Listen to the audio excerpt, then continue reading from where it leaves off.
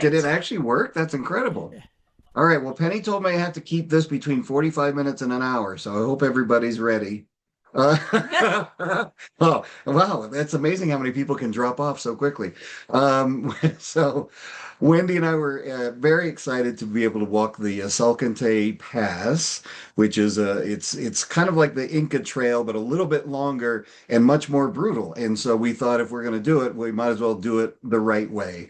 And so this is our presentation on how two broken, she took the word broken out, but it's true. Two broken 59-year-olds survived supposed to be a 50-mile hike. I think we ended up closer to between 35 and 40, but we'll get into that.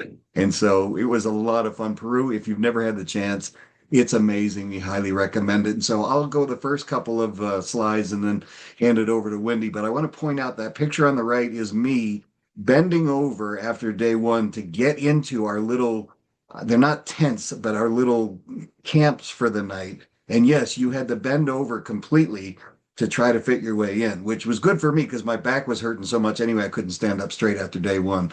So if you've not been to Peru, it's an amazing place. But the thing that most people know about Peru is Machu Picchu and the Incas. And so it's kind of an interesting place because Lima is the capital. And when I worked in Latin America, I was in Peru, I think 6 or 7 times minimum, but always Lima because that's where the industry is.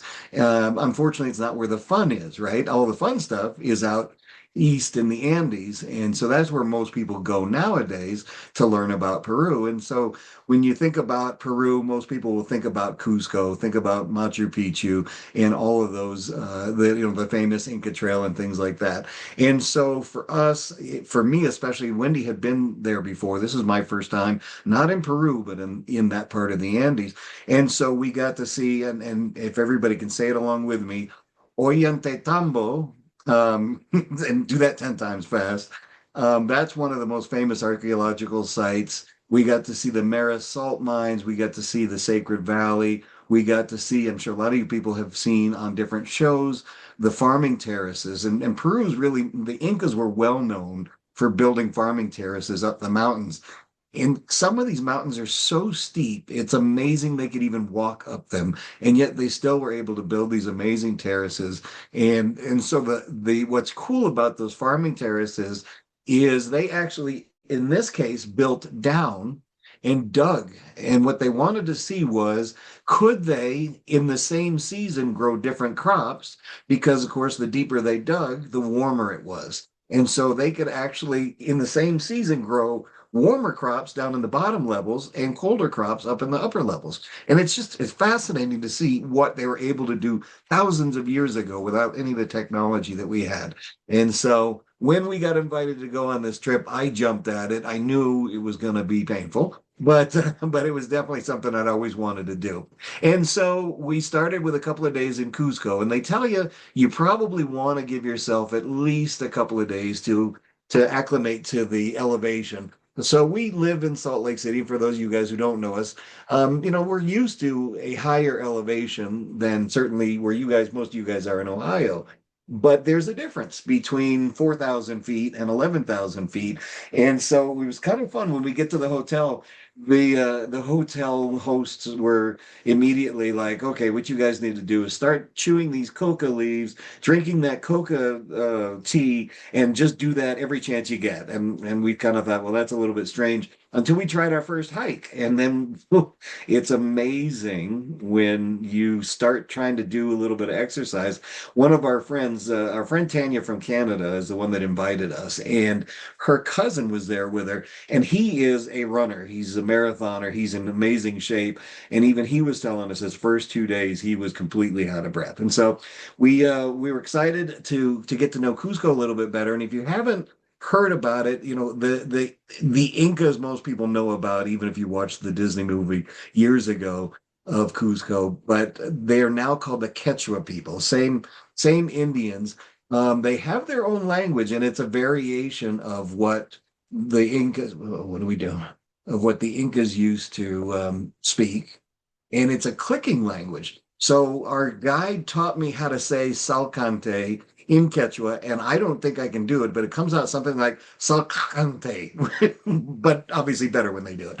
But it's exciting to watch. You literally walk through the downtown Cusco area, and you'll see these Quechua in their, their old traditional dress. outfits. Yeah. And they're walking with alpacas hand in hand down the street.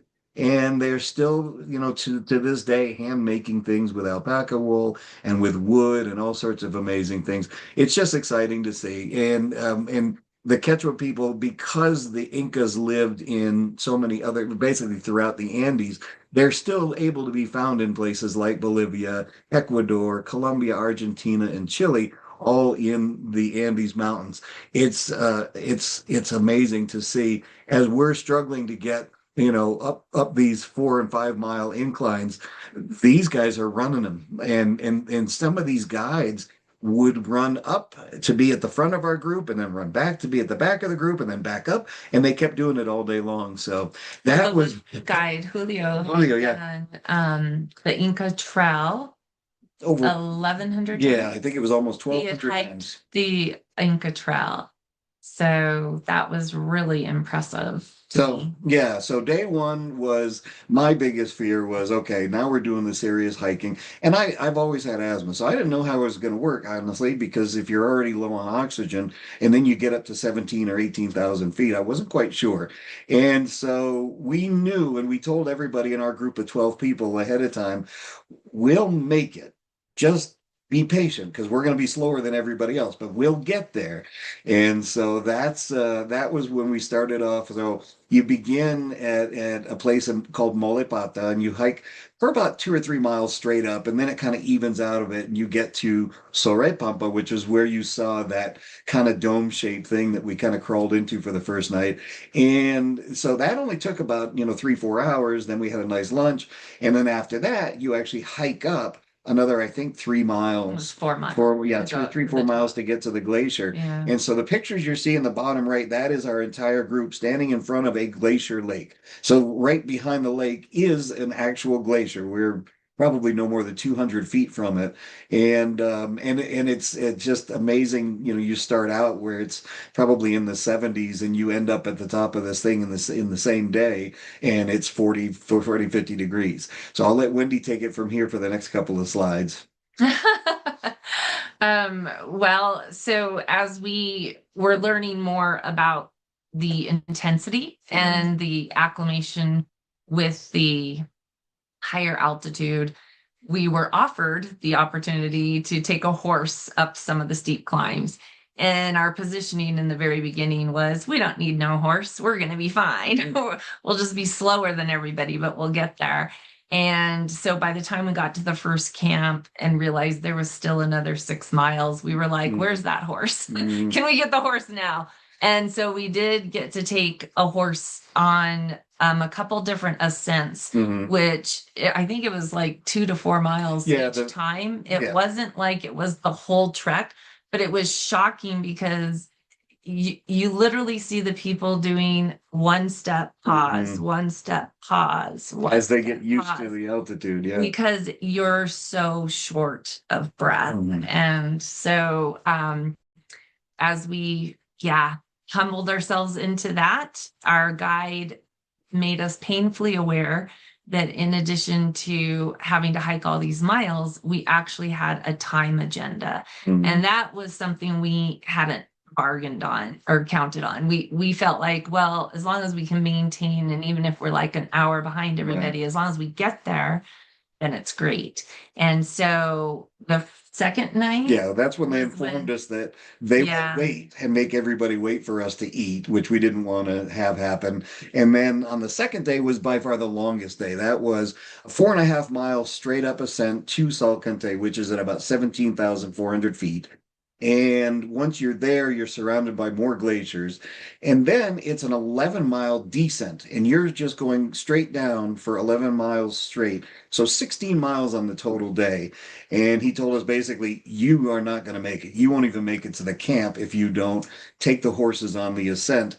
But what was fascinating is at the end of 16 miles, we go from glacier to jungle. It like you're taking off your shirt, your right, coat, like you went from bundled up, freezing, right. snow, Layers, absolutely. and then you're like, I need a pair of shorts. I need a tank top. So Yeah, the temperature thing was very surprising. And then the hiking, that was probably the most brutal day because there's a ton of rocks and boulders.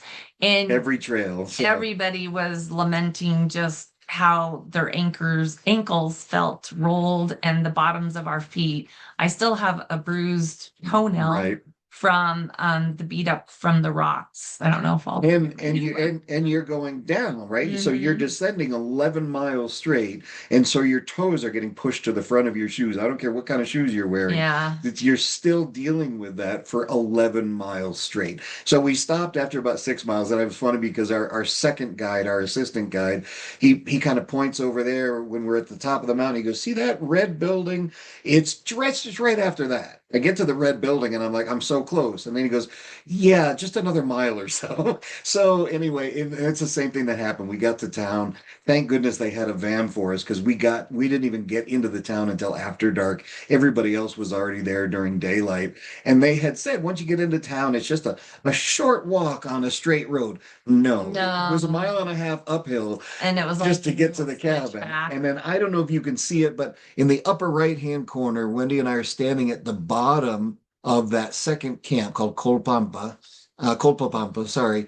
And right behind us is a set of stairs going straight up to where all of the little buildings we were staying at. And if you look at the bottom right picture, you'll see kind of a glass semi-dome, and then it's got That's true. the patched, the thatched roof, like a triangle that's over the bathroom. Beautiful, absolutely beautiful settings, beautiful locations and places to stay. But We you're just so busy in a puddle on your bed and in the yes. bathroom, you're just like, well, I think it's pretty, but This day, when I finally got up to our room, they were like, "Okay, well, dinner's in 5 minutes." I said, "Not for me." Laid on the bed, didn't wake up until morning, and then Wendy slept in a little bit. Now, day three is when the timing really kicked in, and so you can see Wendy will tell you about like the little van ride that we took, which was a little scary, but we had to get. If you can see in the top right, it's hard to see because of the size of the picture, but at the kind of the bottom third, a third of the way up in that top right picture, that's actually a bridge. And so we were up top on the road looking down at our crew, the rest of our group, going over that bridge and part of that hike. And that one was, they told us, look at, you can hike it, but if you don't get to, if you don't arrive on time to our next camp, all of us will miss the hot springs, and that's a lot of responsibility. So that's where we literally had to take our ego out of the picture and say, you know what, we'll take the van ride. And at that point, we had about, I think, three other, let's just say, yeah. older folks like us who took the van ride with us. There's a lot of So people who, even though they were in fairly good shape, they were just, I had no idea this was going to be what it was. I right, should not even be here. right. And one of them was even a younger person, and he said, I can't hike one more Right. step. And then So, one of them almost got run over by the horses on day two. oh yeah, I So forgot about that he was dealing with an injury from that. So that was day three. Day four, same thing. Very tight. Had to take a van because but not for the whole trip. no, just for Yeah. the first 6 miles because we had to catch the train and there was only one train during the day, like every day, not yet. One train every day, and so they took us to where everybody was going to meet for lunch, but we got to kind of walk backwards at about 3 miles up until where you see that suspended bridge in the bottom right hand picture. And so that was nice. At least we got some hiking in, but we missed the parts that everybody else was sliding and falling and hurting their ankles on. So that was pretty exciting. And then when you look at the pictures in the upper left, there's two, and then the middle left, those are the view from the train. So after lunch, we got on the train, headed our way out to Aguas Calientes, which is where you overnight before your Machu Picchu trip. And this was day five, man. Yeah, we as the bus was taking us up the hill to Machu Picchu, we're looking out the windows and seeing these, diehard trekkers walking up this trail. And that adds probably about another 7 miles to your day. And man, you're already doing enough hiking when you get to the top. So I really, if you're ever going to do it, take the bus. That's the best advice I can give you. And then Wendy can tell you a little bit more about the Huayna Picchu, which is the backside of Machu Picchu. And so we didn't know it, but our friend had bought tickets for that. And so you start from Machu Picchu. So while I was walking around and taking the pictures of the old city, and you can see the pictures through the windows and all that, Wendy went up the what would you call that? The death stairs. It was the actual original Inca trail. And so it was all the carved steps that you could walk on and take and go out behind Machu Picchu, which is where they would be coming around from the Inca trail as they first hit Machu Picchu. And so my friends, they went the full way all the way to the top, and I got halfway and I could see everything that I wanted to see. And because of my knees and the descent, I was like, I should start back down now. So I did a plank up there and then You'll see headed plenty of back down. those. Yeah, lots of planking pictures. And then we got to go because we went up Huayna Picchu, we got to go to the opposite side of Machu Picchu, which is where the llamas were. And that was really fun to get to interact and play with the llamas and to get some of these pictures that a lot of people aren't able to get if they don't have the Huayna Picchu ticket. So my last trip to Peru had been in 2020, 1920. And so it was really different. So with COVID, they put a lot more structure in. They have a lot of the specific passes and times, and you have to arrive, get called in right at that time. And if you miss that, you don't do the tour.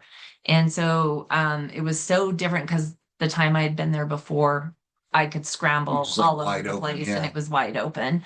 So that was very different. And then the day after Machu Picchu, Now, this we was had the the five bonus day. day. So this ended the 5 day Salkantay Pass. But Mhm. our last day, we had a bonus hike up to the Rainbow Mountain, which I missed. So by that time, I had developed a fever. One of the kids that was in the group had arrived with strep throat, and I think he was kind enough to share it. And so these are the pictures of when, and so they knew it was my birthday. So So the they guy they did had the balloons balloons and ready for party me. I hats, just and didn't make it, he but just wasn't in attendance for it. So I took pictures and sent them back to Dave. And it was the funniest thing because we got done. This was just a 6 mile day hike, and you can kind of see all the mhm. people behind me. But I got back and I sent this picture to my grandson and I said, "Look, I hiked Rainbow Mountain." And he sent me, oh, did you take it out? Nope, nope. You just hit that other thing. Oh, the other Yep. thing. He sent me this picture back and was like, "You There you mean go. this mountain?" And I was like, "No, no, no, it doesn't look like that. That's photoshopped." And he goes, "No, Nana, you're at the wrong mountain. It should look like this." And so Right it's, mountain. yeah, it's surprising how social media has turned this mountain into a beautiful rainbow mountain, but the authentic colors are these Yeah. ones here. But yeah, so when we got done with Rainbow Mountain, which was about 6 miles, then I went back to the hotel and this lady, the hotel came in and she's like, "It's your husband's birthday." I'm like, "Oh, he's not feeling well." And she goes, "I come in." And she came She in just and sang walked Feliz in. Cumpleaños to him. And yeah, it was really a fun day. The people are just so warm and so Mhm. nice. And honestly, it's just I've traveled to virtually every Latin American country with the exception of Suriname, Paraguay, and what's the other one? Yeah, there's like three of them. French Suriname, and Latin American people are just warm, welcoming, and it was just a blast. And so, if you ever get a chance, yes, 51 miles is a lot, but totally worth it. And what's exciting to me is we made it in under 20 minutes. So thank you guys for listening. It was such a blast. I hope that We'll do this we'll stop stop share so you can see sharing. you guys. And if you have any questions, you'll squeeze it in the next Yeah, minute, we got a 30 minute and a seconds. half. Well, I have a thank yeah, question. go. Yep, So, yep, did you have your clothing, etc., caravan from one spot to the next? yes. We have a duffel that they give you, and you have to make everything fit in that you want for the whole 6 days. And the horses carry that from Yeah. spot to spot. And then you have and your you have your day pack on. So Yeah. whatever Okay. you want to carry for water, for your day's needs or whatever, that you carry with you, and then they get the. So there are two ways to do it, and that's called the premium expedition, with the horses carrying your bags. Otherwise, you're carrying your whole 30 plus, 40 plus pound pack. Oh, no, Which no, at no. our age, yeah, No, I know. no, We're no. like we've done that before. Not going to do it now. Not for 50 miles. So That's cool. yeah, it was a It was blast. really fun. Are there any other questions for Dave and Wendy? What's your next trip? It I think was Africa this month, Yeah. and we were supposed to bumped be in that. Africa right now. So January's India, and then May is Africa We're this the for rest international. yeah. For international. the rest of this year. Well, there is one in there. So for work, we've got several of the Rotary Zone Institutes coming up, Mhm. and then in November we were in Fiji in January. We met a couple. And they invited us to Turkey in November. So we'll be 14 days in Turkey this November. But that's not travel. That's not work. That's fun. And then the next international trip for work is actually in Taiwan. We set up. We just did Taiwan. No. In Taiwan, we set up a trip to India in January. So we'll do that for the nonprofit, and then in May we'll be in Ghana, Kenya, and Uganda for the nonprofit. And we're always looking for volunteers. Anybody wants to come with us, let us know. But are there any other questions for Dave and Wendy? I'd love to volunteer, David. It was a great presentation, but I'm so damn tired right now. I don't think I can join you. Exhausted you. Perfect. And you didn't have to hike 1 mile for that exhaustion. Yeah, see?